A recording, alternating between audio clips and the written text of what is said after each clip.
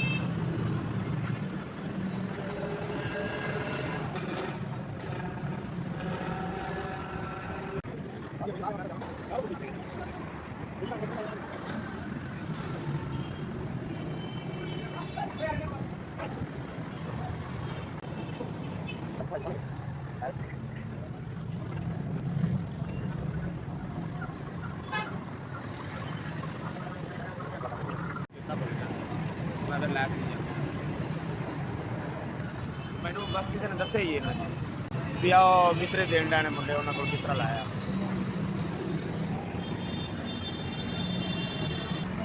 ਅੱਜ ਤੁਹਾਡੇ ਸਾਹਮਣੇ ਮਜ਼ਦੂਰੀ ਕਰ ਰਹੇ ਹਾਂ ਜੀ, ਭਾਂਡੇ ਧੋ ਰਹੇ ਹਾਂ, ਹਾਂਡਲ ਤੇ ਕੰਮ ਕਰ ਰਹੇ ਹਾਂ।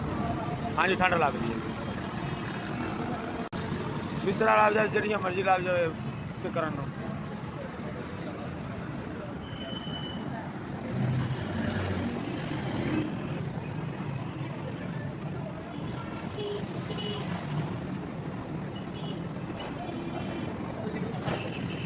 ਤੇ ਮੈਨੂੰ ਬਹੁਤ ਠੰਡ ਲੱਗਦੀ ਸੀ, ਮੈਂ ਬਰਤਨ ਧੋ ਲੂਗੇ ਤੇ ਵੇਲਾ ਆ ਕੇ ਜਾਣ ਤੇ ਸੌਣਾ ਸੀ। ਠੰਡ ਦੇ ਵਿੱਚ ਮੈਨੂੰ ਨੀਂਦ ਨਹੀਂ ਸੀ ਆਉਣੀ, ਬਹੁਤ ਠੰਡਾ ਸੌਣਾ।